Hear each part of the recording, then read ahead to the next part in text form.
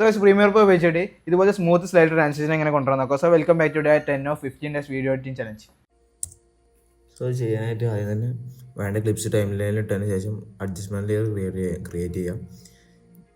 ഇതിലിപ്പോൾ ഏകദേശം ഒരു 6 എഫക്റ്റ് ക്രിയേറ്റ് ചെയ്യാനുണ്ട്. എന്നിട്ട് അഡ്ജസ്റ്റ്മെൻറ്റ് ലെയർ 5 ഫ്രെയിംസ് അപ്പുറത്തും ഇപ്പുറത്തുമായിട്ട് ക്ലിപ്പ് മാറുന്നതിൻ്റെ 5 ഫ്രെയിംസ് അപ്പുറത്തും ഇപ്പുറത്തായിട്ട് സെറ്റ് ചെയ്യാം. ഇതുപോലെ കട്ട് ചെയ്തിട്ട് സെറ്റ് ചെയ്യാം. എന്നിട്ട് എഫക്ട്സ് പോയിട്ട് ഓഫ് സെറ്റും സെർച്ച് ചെയ്യാം. അപ്പോൾ ഡിസോർട്ടിൽ ഓഫ് സെറ്റ് ഉണ്ടാവും. Offset drag ചെയ്തിടുക.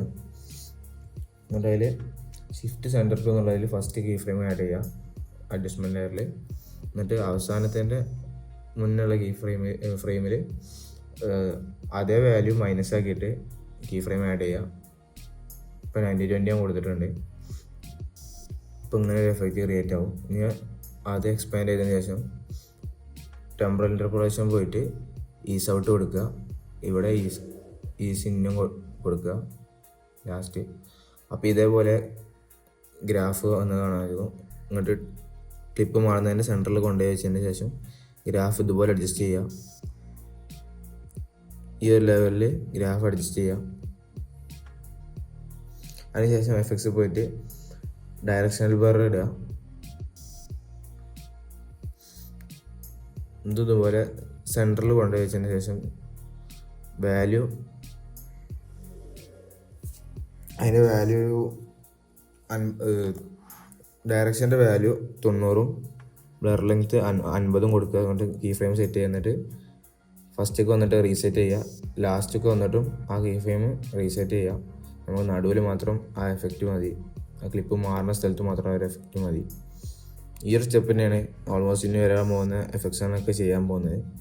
സെൻറ്ററിൽ മാത്രമാണ് കീ ഫ്രെയിം വരുള്ളൂ. ഇനി അടുത്ത ലെവൽസ് ഇതേപോലെ ഇതിലേക്ക് എടുത്തിടുക. ലെവൽസിൽ RGB വൈറ്റ് ഇൻപുട്ട് ലെവൽ ഇതുപോലെ സെൻറ്ററിൽ 80 ആക്കി കൊടുക്കാം. എന്നിട്ട് അതിന് കീ ഫ്രെയിം ക്രിയേറ്റ് ചെയ്യാം. എന്നിട്ട് ഫസ്റ്റ് കൊടുത്തിട്ട് റീസെറ്റ് ചെയ്യുക കീ ഫ്രെയിം. ഇവിടെയും കൊടുത്തിട്ട് അതിൻ്റെ വാല്യൂ ഇതേപോലെ റീസെറ്റ് ചെയ്യുക. അടുത്തതായിട്ട് VR ഗ്ലോ എന്നൊരു എഫക്റ്റ് ഉണ്ട്. VR ഗ്ലോ ഇതിലേക്ക് വലിച്ചിടാം. അതിനുശേഷം അതിൻ്റെ ഗ്ലോ ബ്രൈറ്റ്നെസ് 1 എടുക്കുന്നുണ്ടാവുക. അത് മാറ്റിയിട്ട് സെൻറ്ററിൽ 0 ആക്കുക. 20 അല്ല 0 ആക്കുക. എന്നിട്ട് ഫസ്റ്റ് ഇതേപോലെ റീസെറ്റ് ചെയ്യുക. ലാസ്റ്റും ഇതുപോലെ തന്നെ റീസെറ്റ് ചെയ്യുക.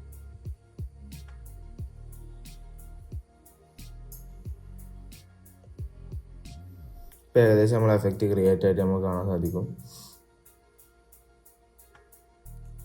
സോ നിങ്ങൾ കൂടുതൽ ആർക്കെങ്കിലും ഈ വീഡിയോ ഉപകാരപ്പെടുന്നുണ്ടെങ്കിൽ അവർക്ക് ഷെയർ ചെയ്ത് കൊടുക്കാൻ മറക്കണ്ട. ഓക്കെ.